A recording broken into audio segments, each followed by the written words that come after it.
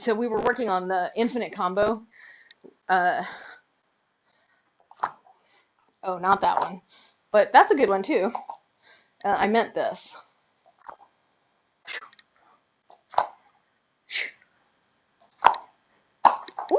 Yeah, or just any number of infinite combos where the Airwrap is in between a stall combination, because what you end up doing is you're doing one direction, then one direction stall, then the other direction of the Airwrap, and the other direction stall. Okay, here we go. So I think if you make a bigger hand path, it can help.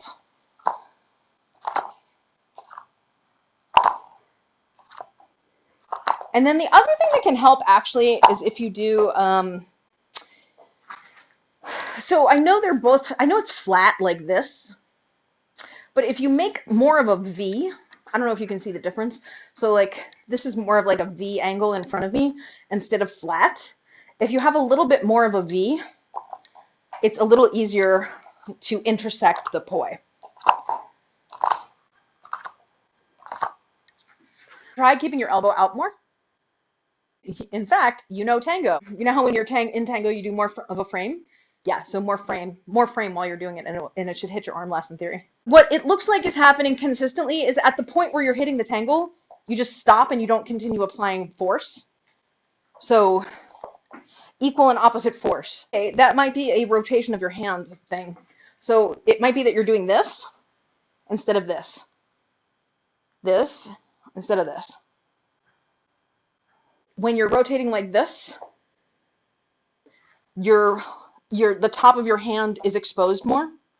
And when you have your hand more like this, so actually look at it from the side. So when you're like this, the poi is closer to your hand, which means when the other poi is coming in, it's more likely to hit your hand here. Whereas if your hand is out here, that extra 2 inches,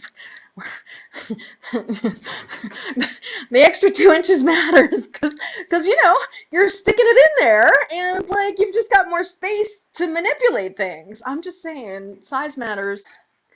I think both of the two things that I said in combination. More force as they hit, more out the tip of your finger than your hand down.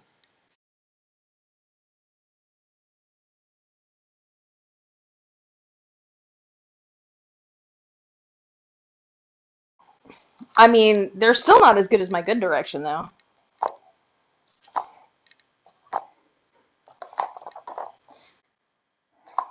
Right on. Right on. Right on. Right on. Yeah, girl, you got it. Yeah. Okay, so this is the time where did we talk about the poi game? The going from 40% to 60%? So tracking out of 100 how many you do, and tracking how many you can do consecutively, both. Because that's objective statistics, and if you write them down, because here's the thing, even if you can only get 10 in a row, but you get 40 in one practice, and then your next practice you get 30 in a row, but then you get 1, and then you miss 10, and then 1, and then you miss 10, and 1, and then you miss 10, and you end up with like 37, you actually did better in the practice where you got 40, even though you got 30 in a row. So it's two different measures. One is total number of successful Airwraps out of 100, and one is consecutive Airwraps in a row. They're two different things. And I would write it down in your flow journal. Because then it's like very clear and you can see your progress over time. And we're not talking your progress over days. We're talking your progress over months.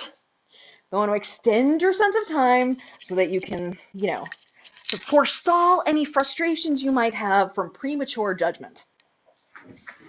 It's like premature ejaculation. It's not effective. I'm serious. Premature judgment and premature ejaculation are very similar. Judging before it's time, not good for you.